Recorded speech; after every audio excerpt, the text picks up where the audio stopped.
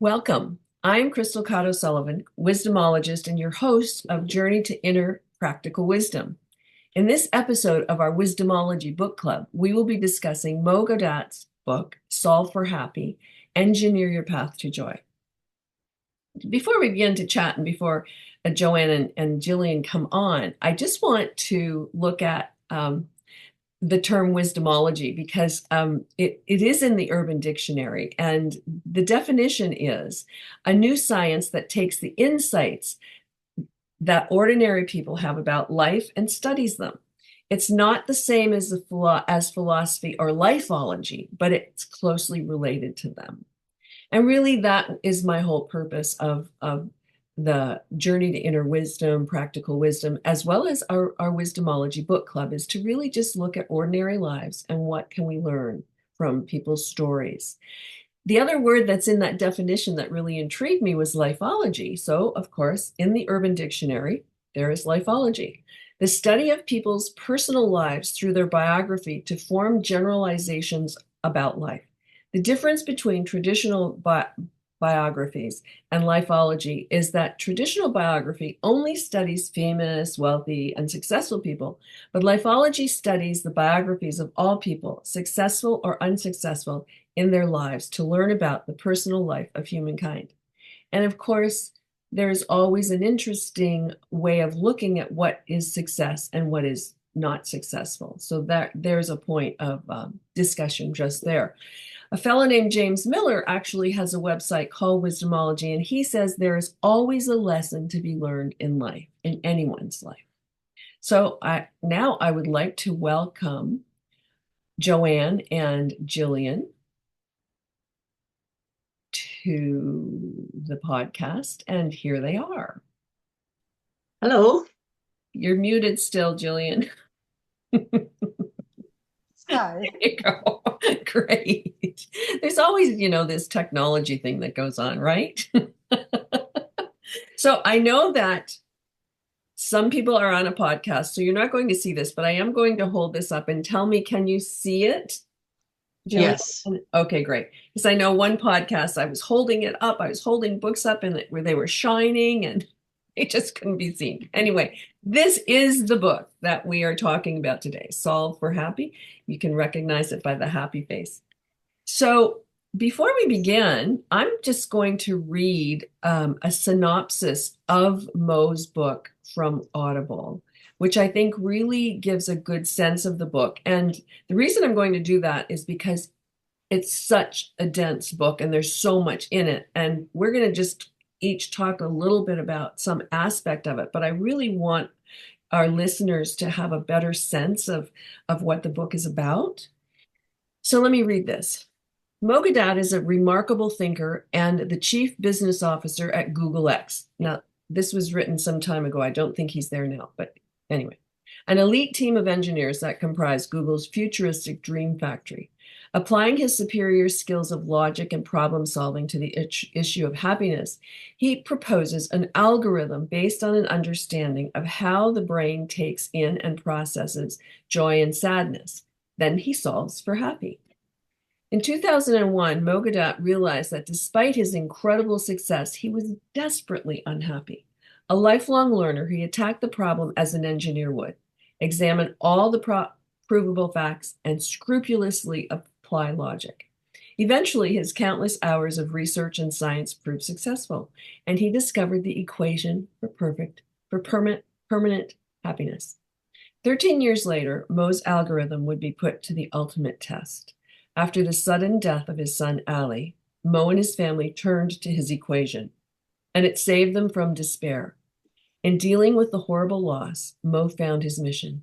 He would pull off the type of moonshot goal that he and his colleagues were always aiming for. He would share his equation with the world and help as many people as possible become happier. In Solve for Happy, Mo questions some of the most fundamental aspects of our existence, shares the underlying reasons for suffering, and plots out a step-by-step process for achieving lifelong happiness and enduring contentment.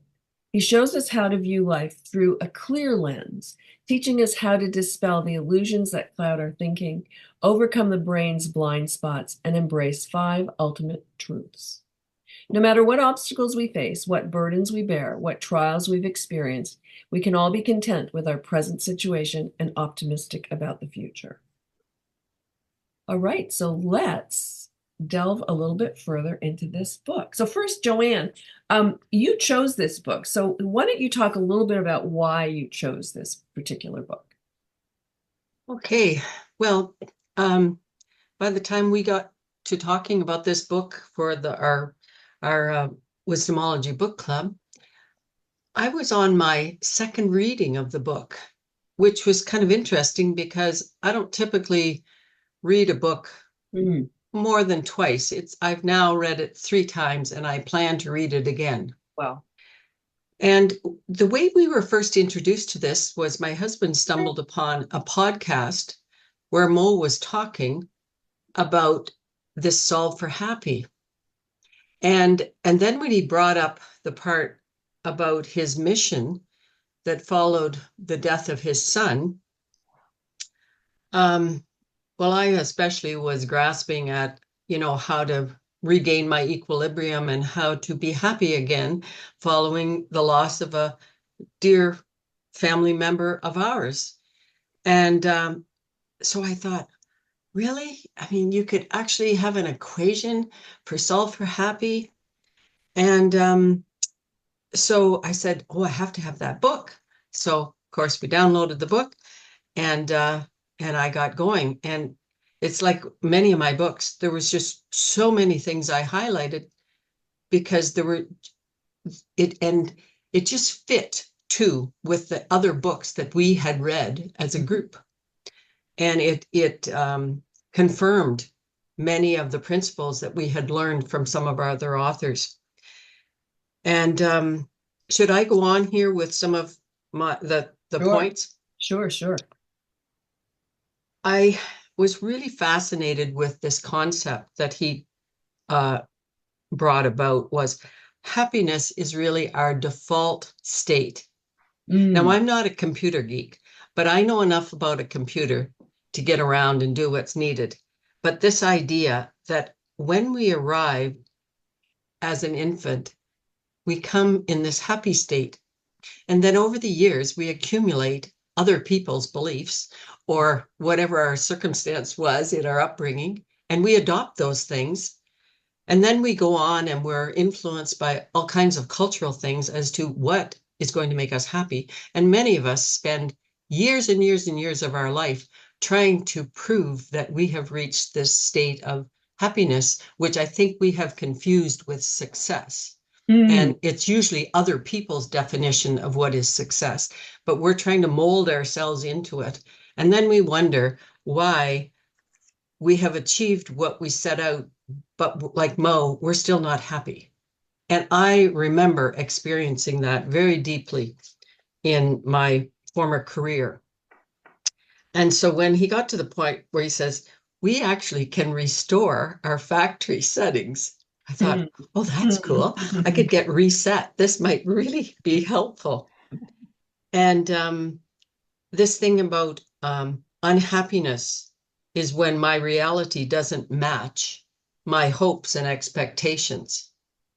And I remember having a conversation with a very successful friend of mine, a very successful lawyer.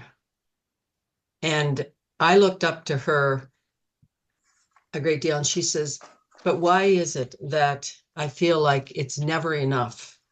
It's never, you climb one hill and then it's never enough. You get to where you thought you wanted to be, but it's never really enough. And I thought, yeah, isn't that our hopes and expectations? And where did all that come from? And then I became just fascinated with this concept of that happiness starts with a conscious choice. And that fit with many of the things I had been studying over the years. And it was about the idea that just because a thought flies into our head doesn't mean we have to adopt it. That once we reach a certain state of awareness, we have the freedom to choose what thoughts we want to allow to take up residence in our head. And the way we do that is by repetition, repetition. It's like building a mental muscle, just like you would if you went to the gym and you constantly lifted weights. You will develop a muscle.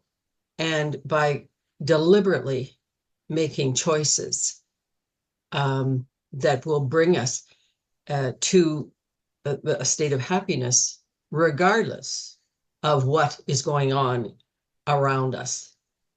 And that, I thought, there is a lot of richness here, so much richness. So thus, I brought my favorite mug today. I don't know if you can see that or not. Today I But choose joy. Yeah, good one. I bought this for myself to remind me to choose that.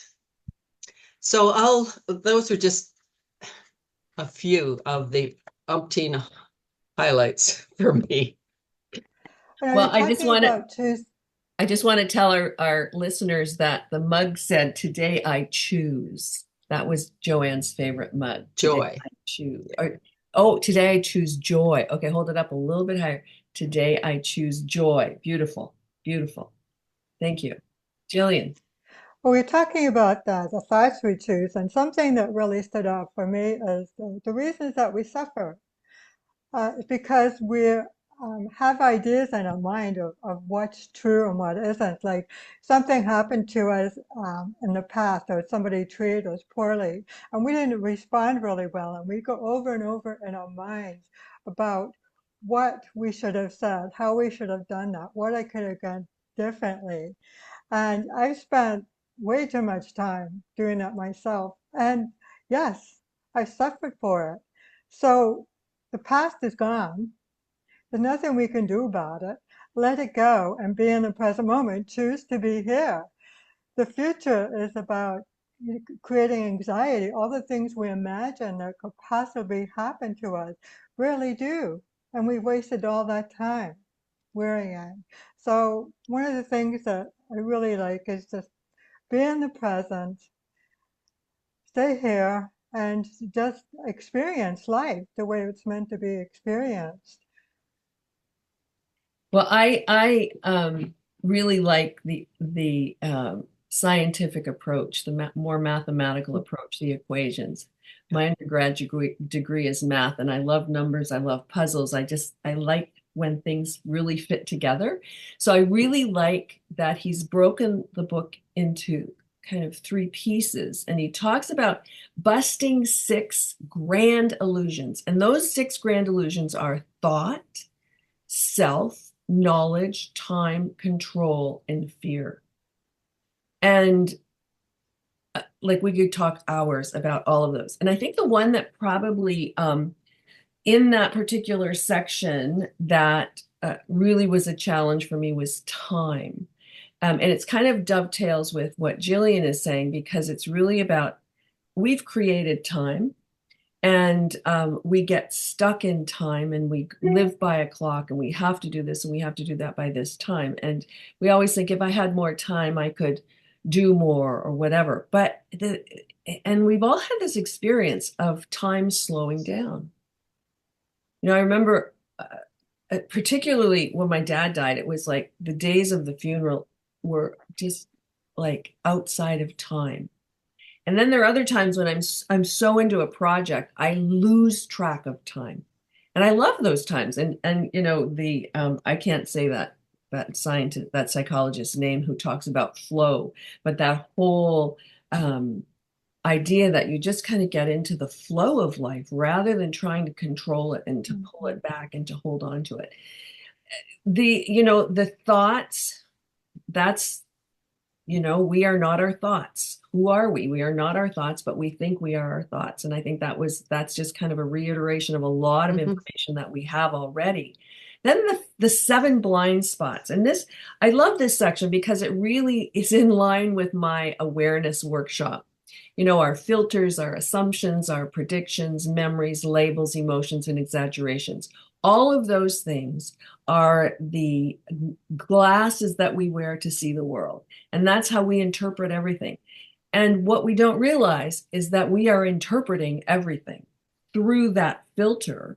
And it's like, look at the blind spots. Most of us don't even realize we have blind spots. So that for me was a really powerful section in terms of reminding me of not to jump to conclusions, not to make judgments.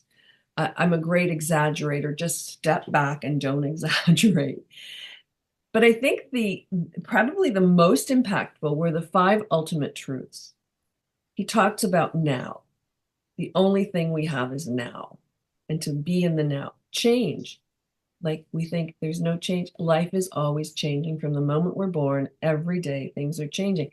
And I've been reading some other things, and just that whole idea of all of our cells are just always changing. Like we are different people now than we were 5 years ago.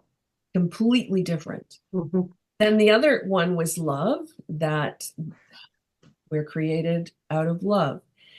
And death, of course. And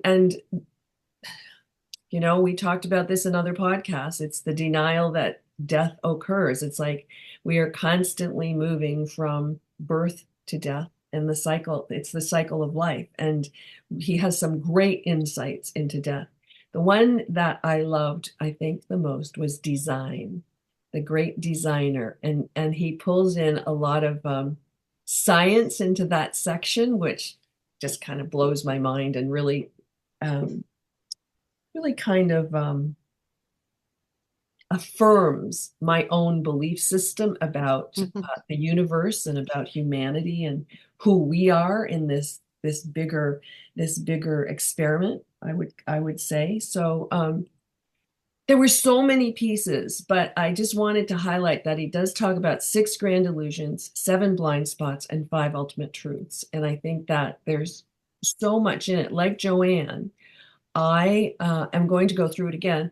And John and I are actually going to go through it together and just kind of work through chapter by chapter so we can sit down and talk about it and, really kind of wrestle with the book.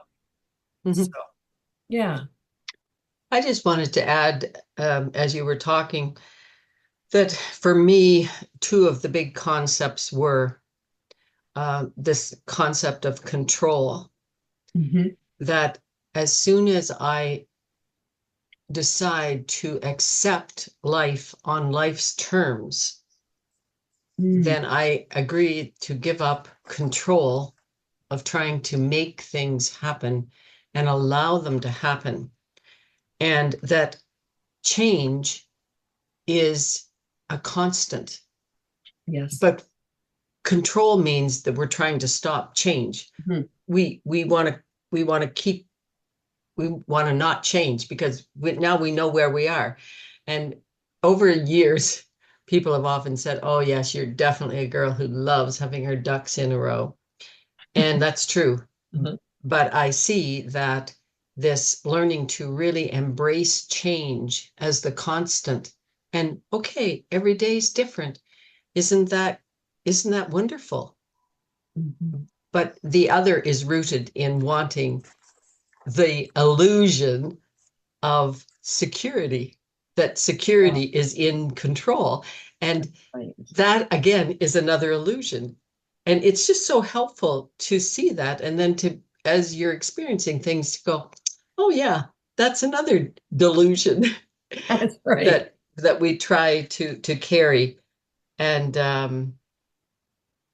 often over the years, when I was teaching that course, the On Purpose course, we talked a lot about time, and that people were trying to manage time.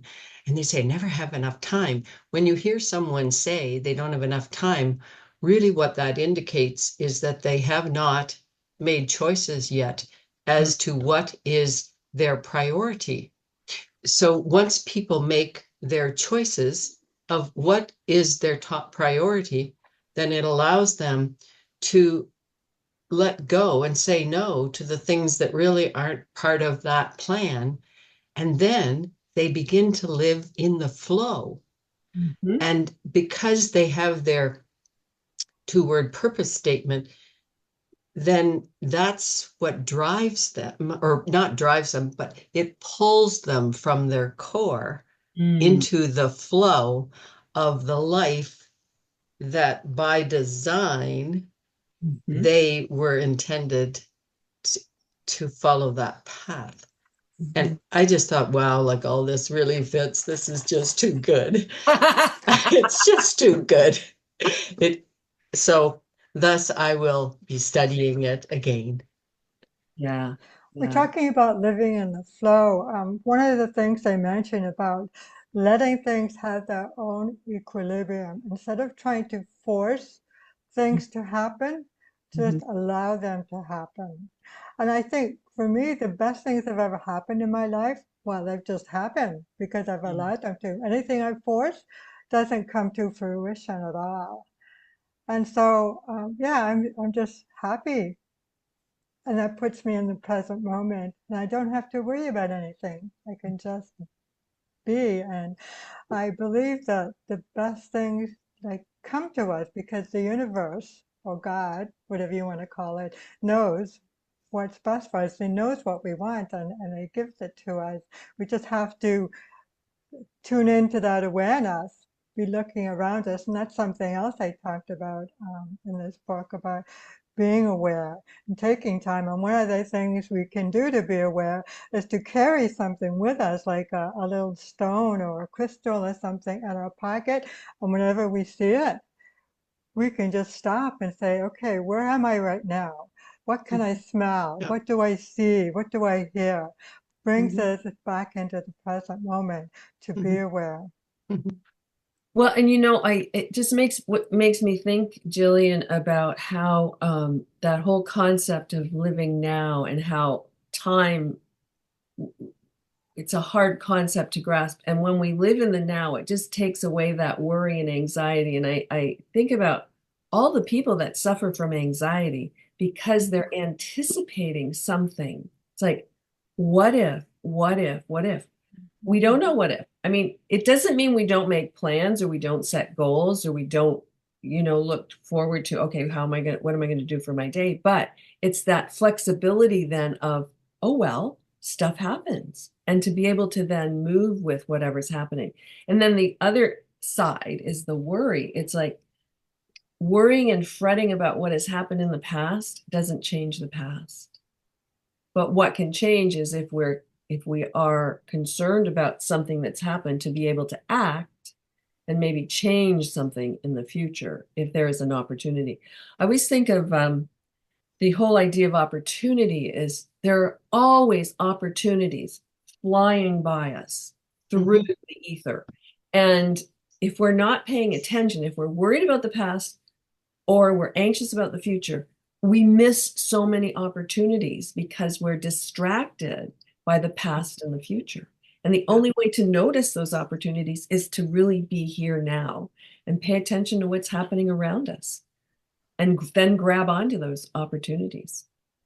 Yeah, The one thing I've learned is that if we miss an opportunity now, it does tend to come up again absolutely. because, there's sometimes we're just not ready, That's right. maybe because we're not aware, we're worried about something else, or maybe there's some other things we need to learn before we'll be ready, but it will come up again. Well, So I we think do have that opportunity to make another choice. that's right. I don't know. I've probably mentioned this story on the podcast before, but I remember hearing an author talk about she always knew when a new idea for a book was coming because she could feel it like coming toward her house. And if she was out in the garden, she would run in the house and she would sit down and she would start to write. It was like it just kind of flew through her house and she'd start to write. And sometimes she would miss it and she would realize someone else is going to get that idea. Yeah. And the next one, I'll get it. So Yeah. it's like, yeah, it's kind of like that synchronicity of, somebody thinks of something, they invent something, and then somebody else invents the same thing. And it's like, Uh-huh. oh, I thought of that. It's like, those are all the opportunities that are going on. And you're right, Hmm. Jillian, if I miss something, oh, well, I'll get the next one. Yeah. Yeah. Yeah, that's One right. of one of our mentors was Bob Proctor over the years, and he used to talk about this idea that these ideas were just flying through the ether. And he said, when a good idea comes by, you want to stab it with a pen. And I know a girl who used to get inspired to write poetry whenever she was doing the laundry. So she took to the habit of keeping her notebook on top of the dryer because whenever she started working in the laundry room, she'd get these inspirations and then she'd go right away and write them down I so she love it. wouldn't forget. Yeah. Oh, that's So, great. yeah. That's great. Very good. That's very good. So another concept I'd like to discuss here that came up is fear. And I can certainly relate to that. Fear is a conditioned response, according to the book. And the problem is we tend to um, start to build walls around our fear to protect us. When there's something we want to do and we're afraid to do it, we make an excuse. And then, we might make an excuse on top of that and one on top of that, and you have all these walls surrounding you to make sure that you don't do the things that you're afraid to do for whatever reason.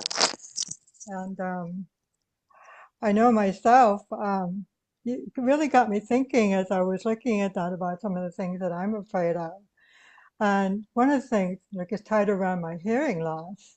Mm. There's some things I won't do because I'm afraid of being embarrassed in front of people if people have to repeat themselves or courses that I, won't get involved in. And, I'm starting to ask myself, well, is that really true? Like, does it matter if you embarrass yourself?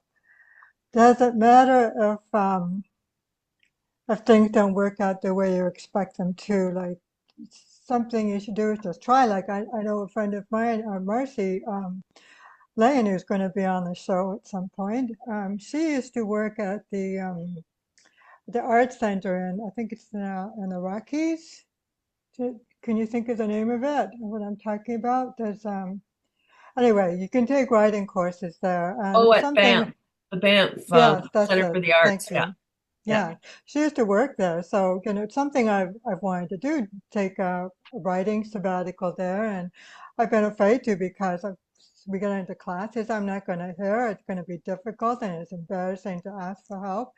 And she said they encourage people like me to go to those things, so it would be to my benefit to go. So we have a change of perspective, and what's the worst that can happen? And does it really matter? Is it going to change anything really in the world? Maybe it'll be hard for me to get there because I have a hearing loss. Should Yeah. I not do it because I'm afraid? Am I going to keep these walls around me? And in that, it's about, am I free? Am I going to be free if I um, keep being afraid? If I go, then I can be free, and that's what we want. Be free from fear.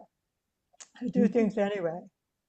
Well, and also, Jillian, if you the fear keeps you from all kinds of opportunities. Hmm. It's like you Absolutely. don't even see them because of the fear. And Mo says a couple of things. He said, "What you suffer when you stay in fear is almost always more damaging than facing your fear, Right.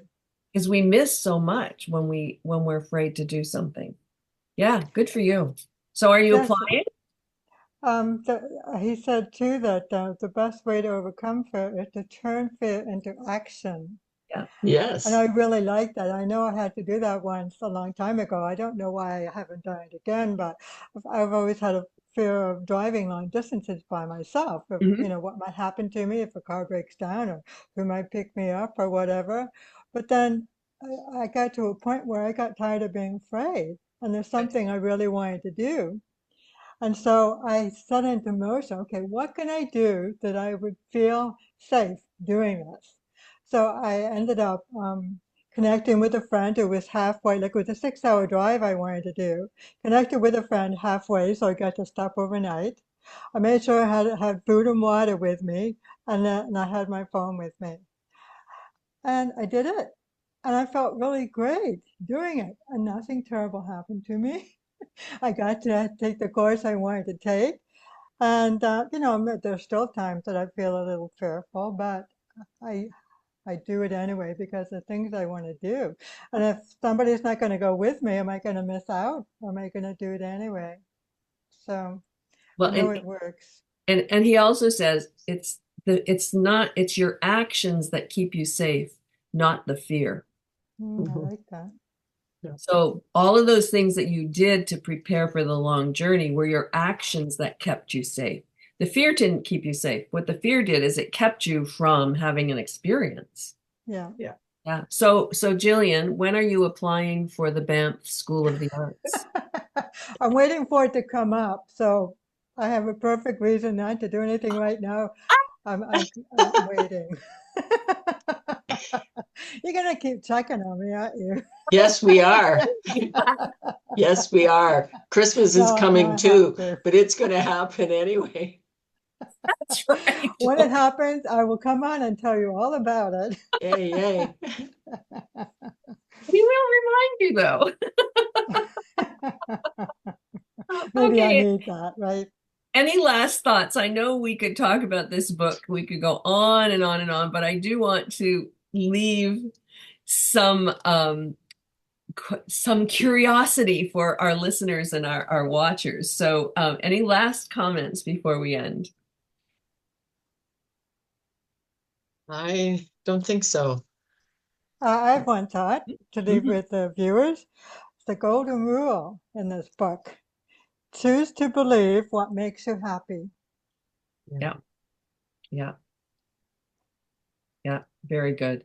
The other one, and I thought of it when you were talking, Jillian, was he said, rather than looking at the worst case scenarios, look at the best case scenarios. Hmm. I think that's a good one as well.